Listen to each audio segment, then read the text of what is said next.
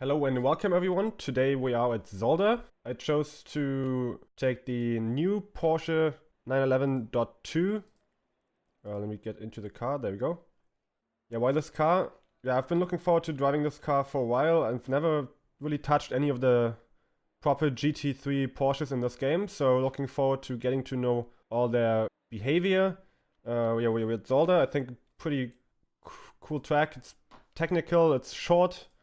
And yeah, it's pretty different to your usual Spa or Monza. I'm just gonna choose a aggressive preset. No changes to it whatsoever. Just gonna see where we end up in terms of tire pressures. Note that the ECU maps for the Porsche are very different to the other cars. Usually you just run number 1, but on the Porsche you run different settings. Proper ECU maps you can find on the Assetto Corsa forums. Fuel, I'm just gonna put in 55 as always. Note that we can now adjust our brake pads, front and rear. Also, if you want to know about what the actual number means and how grippy each pad is, you can check the forums for that. I'm gonna adjust the steer ratio to 15. I'm just liking it a bit more or less sensitive. I'm just noticing that the bump stop range is different. Oh no, that's actually weight and range is different, so I think that somebody did that on purpose. Very usual for the Porsche that the rear anti-roll bar is stiffer than the front. Okay, very high front damping, interesting to see. And yeah, about mid-wing, we'll see where we end up. This track in general, you don't need you don't have high-speed sections, so you can get away with running a lot of wing. Just let me head out and do a couple of test laps to see where my tire pressures are and then adjust from there on. We have an auto clutch in this car, so don't need to press the clutch pedal.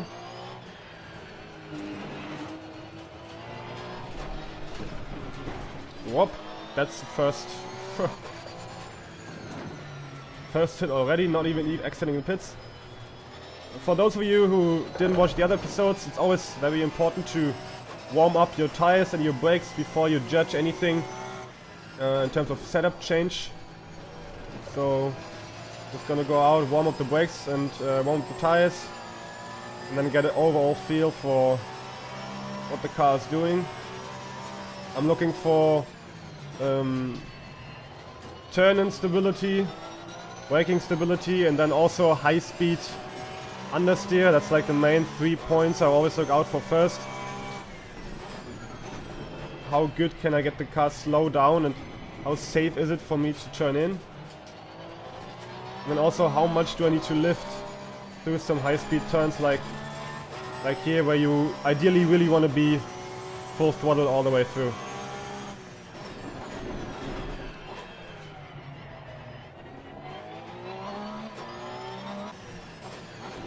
We are on a fast grip setting with relatively low temperatures at around 15 degrees Celsius, I think. I'm pretty sure that our tire pressures are still, as always from the preset, too low. Oh, nasty brake lift off oversteer.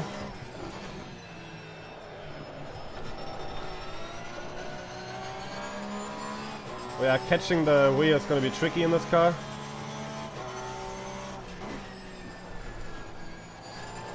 Lots of brake on, lift brake, oversteer into the fast turns. What brake price are we at? 56.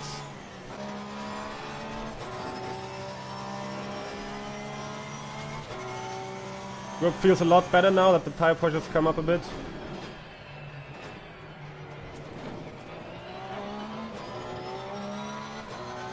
Interesting to note, when you get on throttle, and as soon as it grips, your car just straightens out on its own, so you don't really need to open up the steering.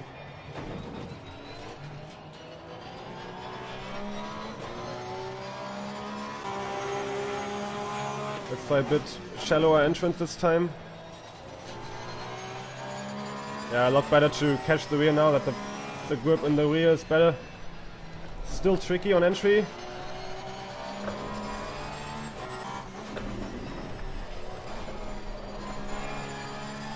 Okay, we need to be very easy into the high downforce sections. Maybe I can add some rear downforce to help with it.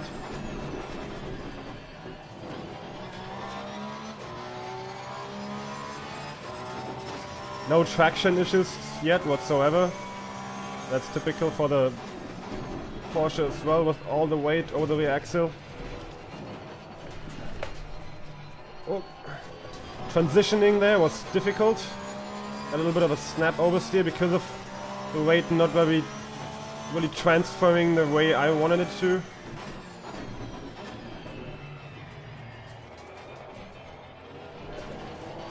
Just trying to carry too much speed. You definitely want to get all the way down to first gear, rotate it quickly, and then get on the power with a straight steering wheel to get all the speed through the corner.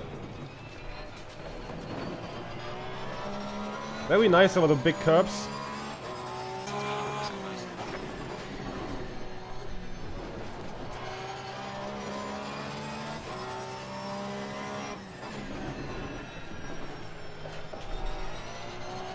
Okay, the turn-in is very sharp, which I can definitely relate to the high front bump setting. I'm gonna definitely lower that. Plus a little bit more downforce because I'm not having any understeer issues.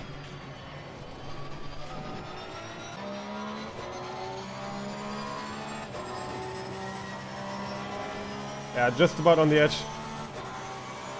All the tire pressures are not in the optimal range. Oh yeah, very nice traction. We don't need to worry about corner exit speeds out of slow hairpins. Braking very late. A lot of trail braking. Easy on throttle.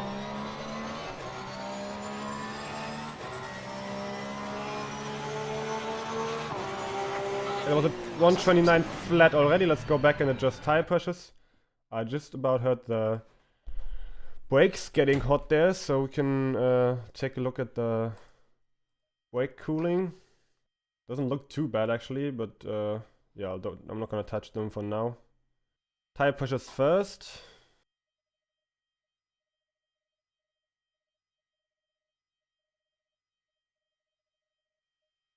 I'm just gonna aim for about 28 psi all around. First things I want to change is the very sharp turn-in. So I'm gonna drastically reduce front bump to help with weight transfer.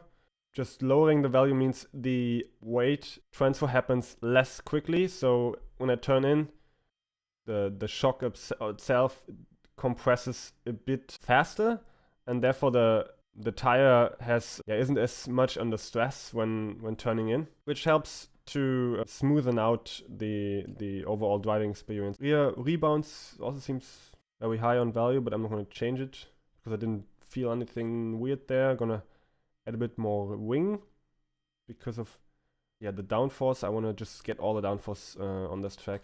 How many clicks do we have? 12. I'm just gonna go for 10.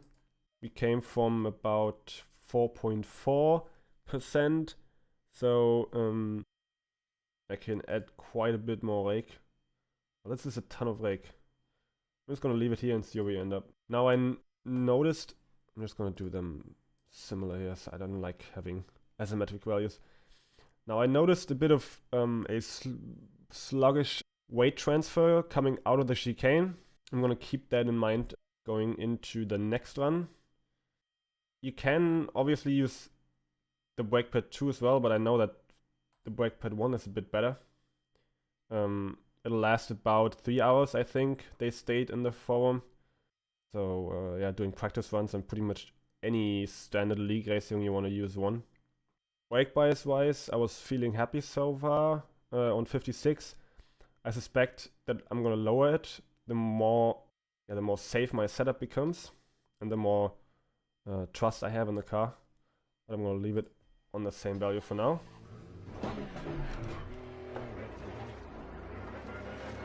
Let's try not to hit the barrier this time coming out of the pits.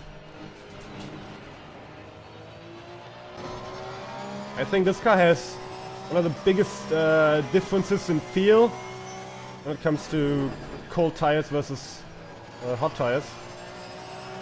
In all the other cars you just get, you know, maybe a bit more oversteer, a bit more understeer, but this car here you really have to handle with a lot of care as long as the tires are not up to optimal range. Just gonna quickly check my ABS settings and traction control settings. Okay, around 4 and 5.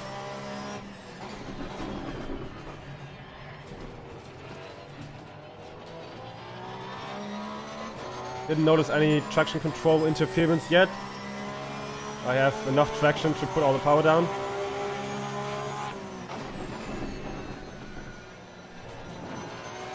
A lot safer immediately already on the turn-in here, despite the tire pressures not being there. But obviously pressures are a lot higher than last time out, so a lot more stability comes from that. Again, some snap oversteer. Holy. Very difficult to control once the wheel starts sliding. Just gonna get used to that. And we are still able to do this flat, which is nice. The pressures are up. Let's see how stable it is into turn 1.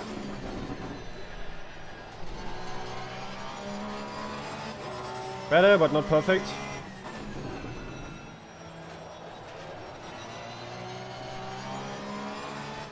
Really, coming off the brake, you need to be very careful with your turn-in.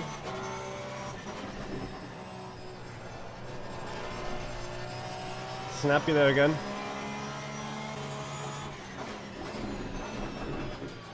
And brake nice and late into the chicane.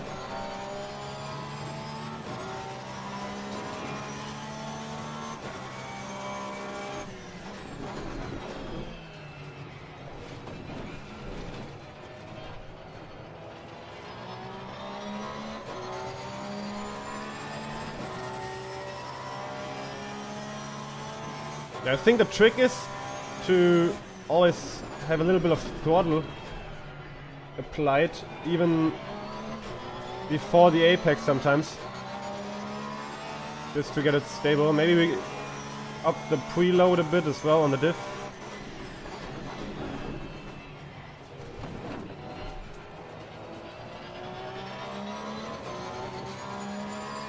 Once it's settled about apex, right on the apex in the turn, it's very nice to control. You can really play with the throttle and the steering and point it towards wherever you want it to be, but the corner entry is very tricky.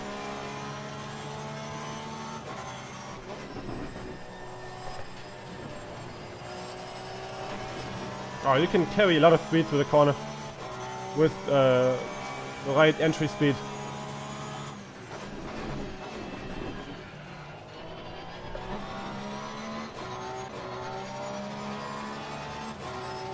Yep, easy flat here. Oh, we actually do have brake temperatures, nice.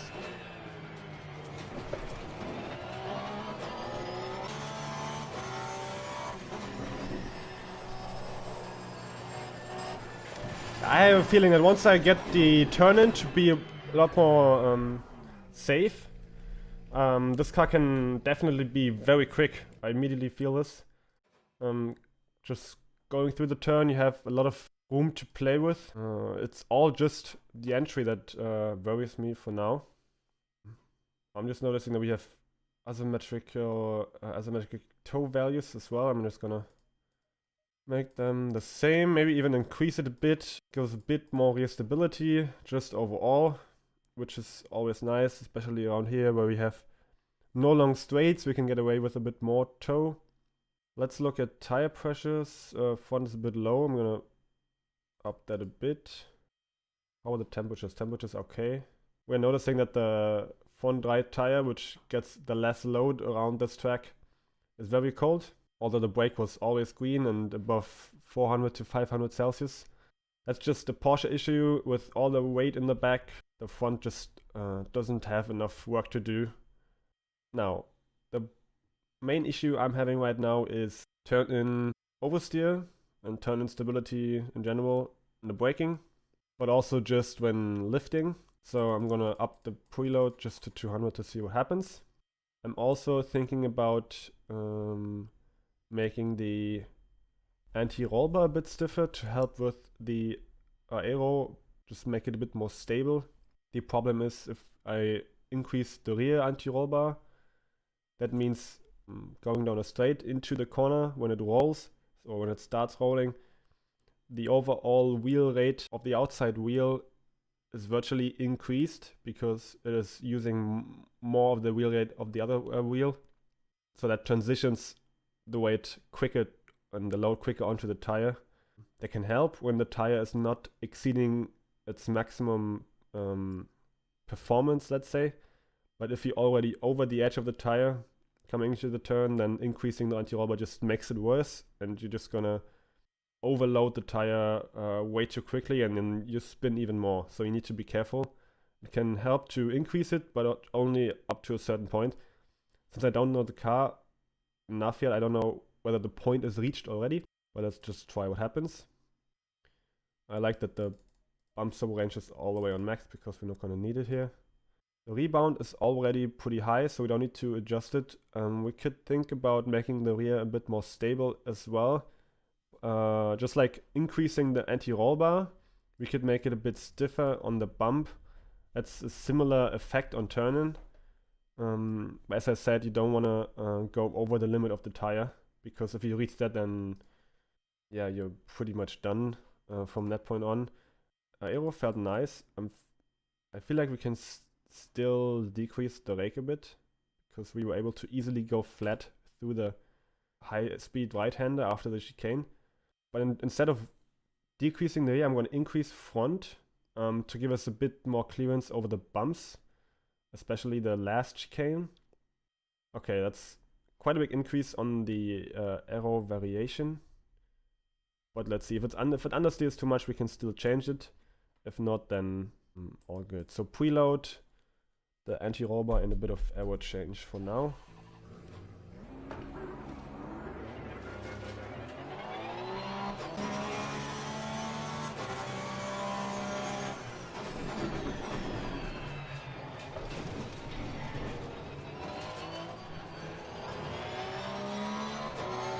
And no sluggish feeling trying to transfer the weight there. A bit more difficult to hit the full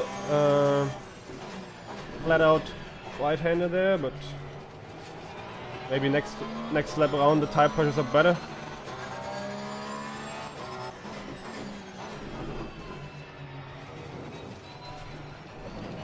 Yeah, very easy to maneuver over the bumps.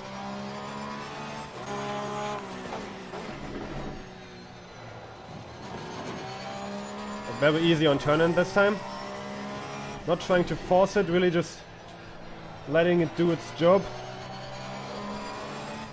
You can get a very nice flow. Easy on the release, trying to roll on the power. Yeah, bit much rear rotation still, but a lot better than last time.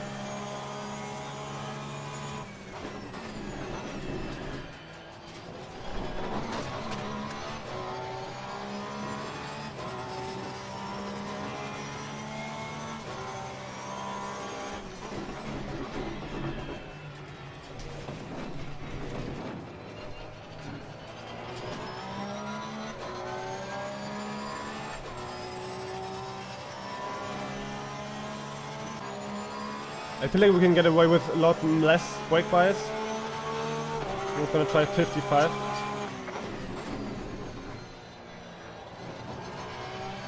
Very nice and planted.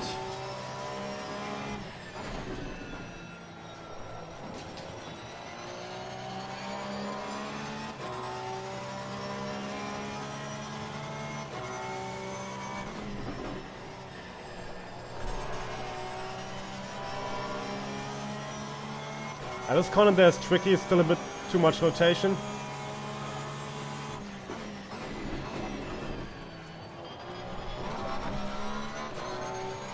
braking seems to be very strong in this car.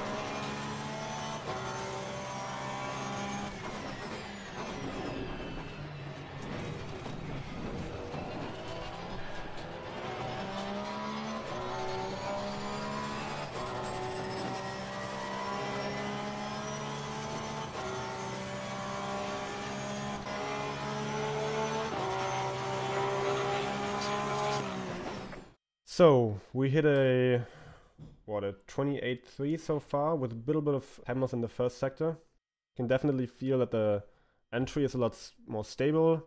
The transition that I was having issues with is a lot safer as well after the chicane, the second chicane. So overall, I'm happy. I'm just gonna try to work out what is causing this over rotation in the high-speed sections when lifting.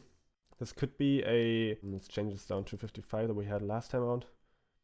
This could be down to the damping as well. We want to look at what phase of the corner are we in. We are lifting and turning in, so we're at the very entry of the corner. The car is between going straight and steady cornering, so we are at the transitioning phase. And that is where we can adjust the overall feel of the car with our dampers. Now, we want the rear to be stable. That's why I increased my rear bump. I want it to be a bit more stable because it's still washing out. But I don't want to overdo it because I talked about what the tire can actually handle. So we might look at making the front worse. This is often a case when you cannot make the rear any better.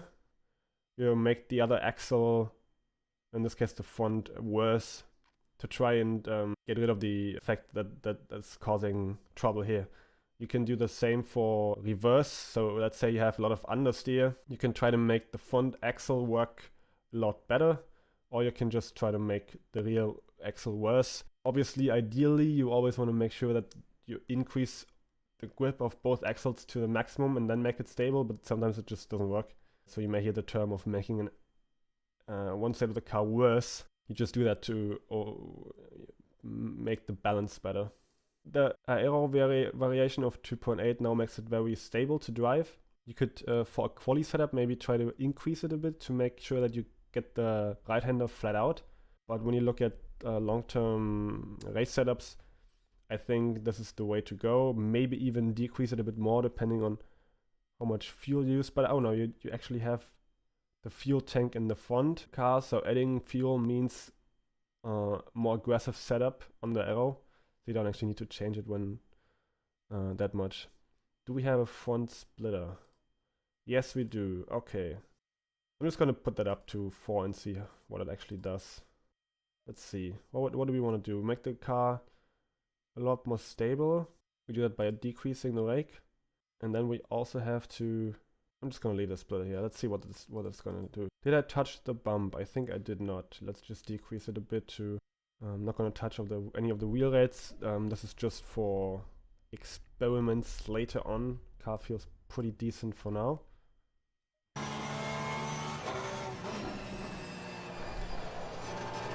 There you have it again. There's a little dip on the track, right on the apex, and when you go through it, the car just washes out on the rear.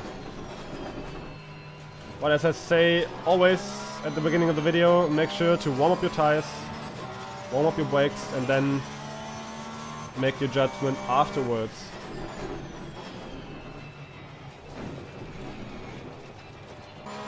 So first flying lap, temperatures are not up yet, but let's see where we're at in terms of balance.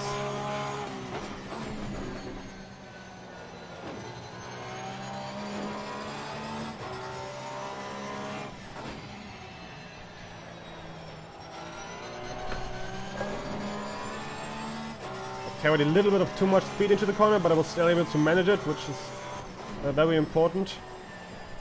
Oh yeah, definitely less. I was expecting the rear to come around. That's why I got a little bit of understeer on the exit, but knowing that it actually works now, I can try to carry more speed next lap.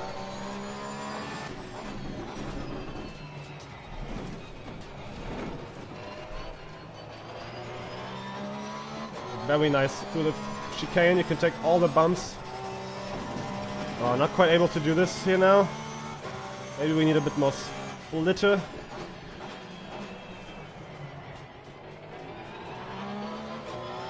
Let's see what we can do.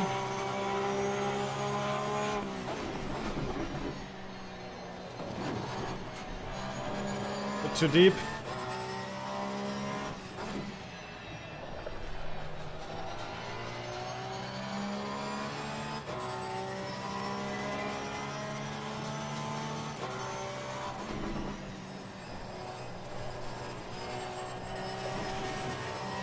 Okay, I need to work with all the downforce now, or the understeer now.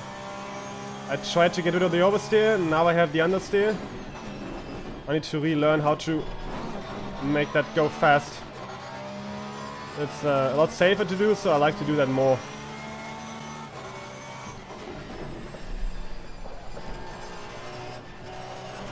Okay, I need to learn this fast right-hander. Very tricky.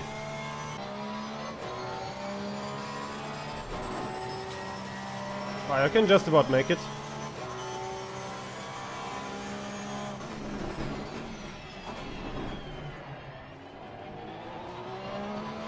I'm just gonna try to decrease brake price a bit more, see what happens.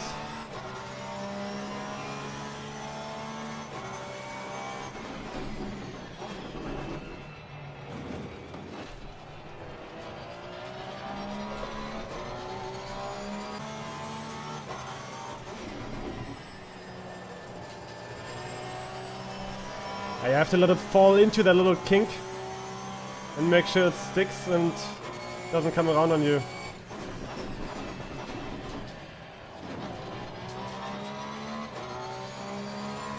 First time we actually heard that weird 6-gear grinding noise there.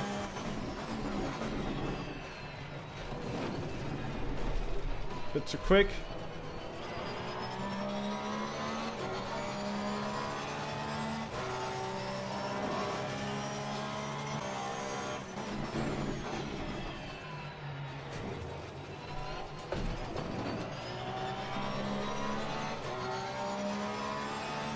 Very nice and controllable, even if you hit the PC and you're sliding a bit. Does a good job of giving you just enough slip angle.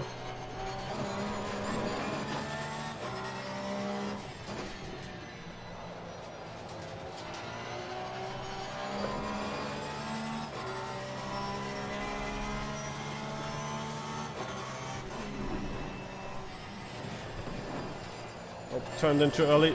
The apex is definitely a couple meters later. Now, despite me feeling more confident in the car, not able to hit the same lap times, but I think that's just down to poor driving. I'm just trying too much to actually get a fast lap out of it. I need a lot more practice in this setup. Also here, yeah, I'm gonna change back the aero settings, I think. The initial turn-in is great, you have a lot of confidence, but then the front just washes out too much and you're kind of left asking yourself where you are on the grip. So I'm gonna increase the splitter. Okay, so tire pushes wise, I think we're good. On the mechanical grip, I think I'm gonna increase the air-to-roll bar in the front from 1 to 2. Give it a bit more of a stable feel in the aero platform. Decreased our brake price to what we adjusted in the car. Dampers, I leave them be because I feel like the car's washing out once it's settled in the corner. So the transitioning phase when turning in or opening the steering feels very good. It's just the mid-corner stability that I'm trying to work on, and then I increased the splitter by 1 to see how my aero balance is going to shift. Could try to decrease toe a bit to help with the turn-in. Well, decreasing the toe makes the turn-in a bit worse because now your wheels are pointing a bit more straight, and just gives the car a bit more neutral feeling. Just gonna see what that does. If it doesn't help, we're gonna put it back so we generate a bit more heat into the tire. But for now, we're gonna hit the road. Minor adjustments. I think it's mainly just my driving right now that keeps me from hitting a better lap time. What are we at? A 28.3. Okay, so we're gonna go ahead, warm up the car, and then see what we can do.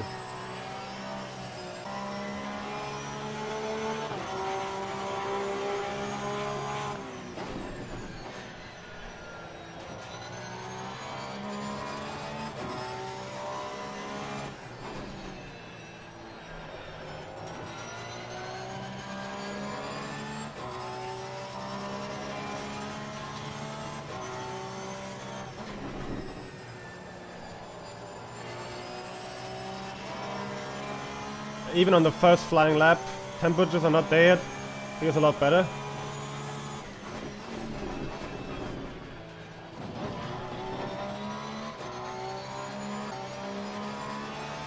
And there we go, already hitting the same lap time as before.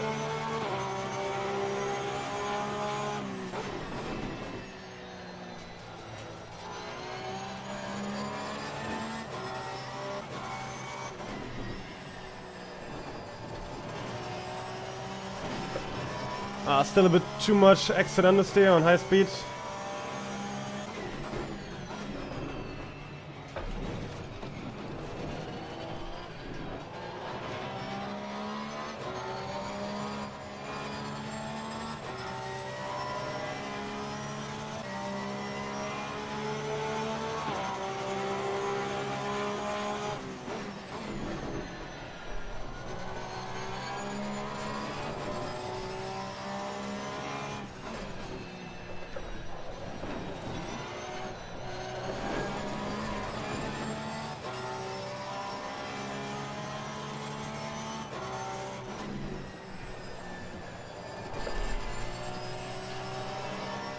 Alright, after doing a couple of laps, I feel like the anti-robot change was very good. We have a lot more initial understeer in high speed, and then the car settles a lot better. And then going out the high speed, exiting at the high speed, I think we have less understeer now. The toe change, I'm gonna revert, because I think we need a bit more a very initial turn on. I thought about increasing the damp again to help the initial turn in, but I think this is just down to driving style. I have to turn in a bit earlier. Don't want to make the front too nervous again. Also, when transitioning between the chicanes left and right, I feel like sometimes the car over rotates a bit too much. So yeah, I don't want to increase that unwanted over rotation. Something I still want to deal with is on power oversteer. So I exit the high speed turn full on throttle and the car just washes out. Very difficult situation to deal with. Making the front any better in this situation usually results in making the turn-in worse again. So provoking oversteer. What might help? Let me think about this. Let's just try a change on the front rebound setting. I'm going to close it to, let's say, 3.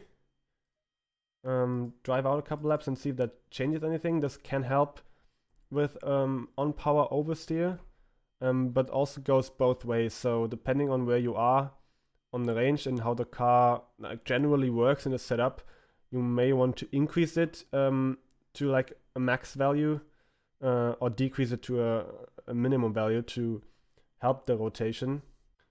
Pretty similar track temperature still, so always good to keep an eye on the conditions. If they change drastically, you may want to consider a reset of your practice session just to make sure that you don't change your setup because of condition changes.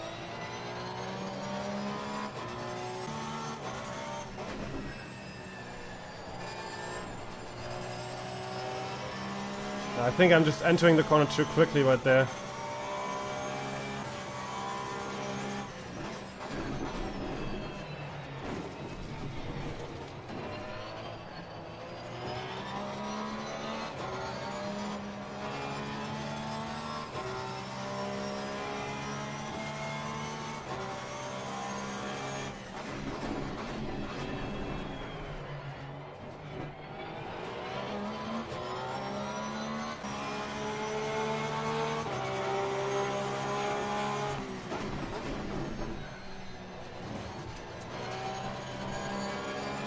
It's very easy to cut the inside there. That's a lot of room to play with. In other cars, if you hit that inside there, then you're done.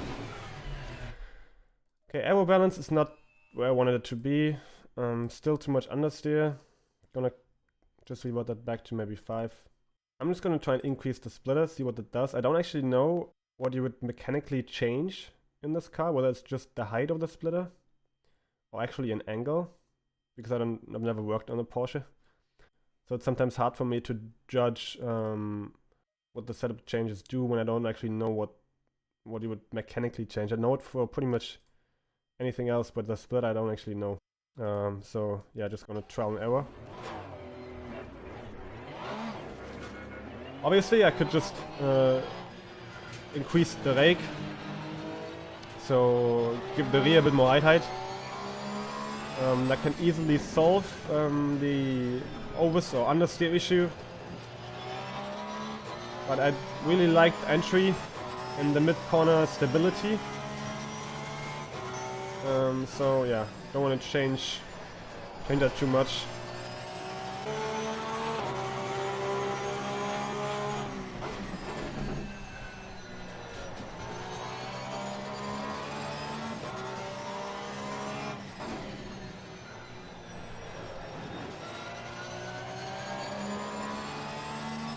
Yeah, very nice.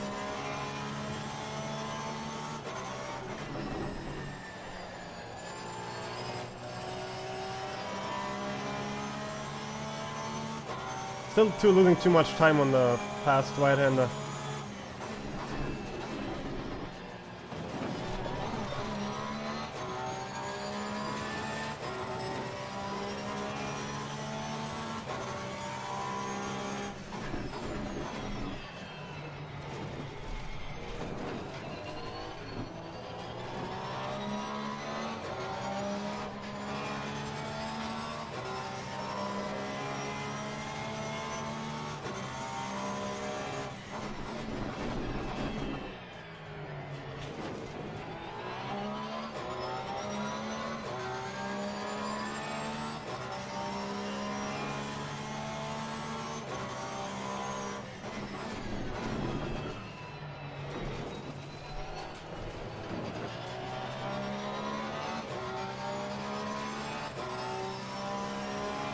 One last hot lap, temps are all up.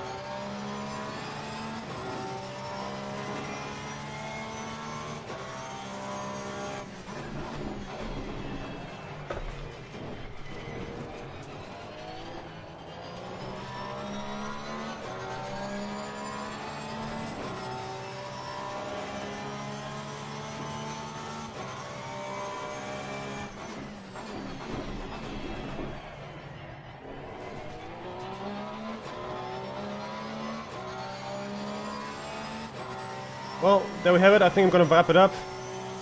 The car feels very nice to drive now. Unfortunate that I'm just not able to hit the same lap times.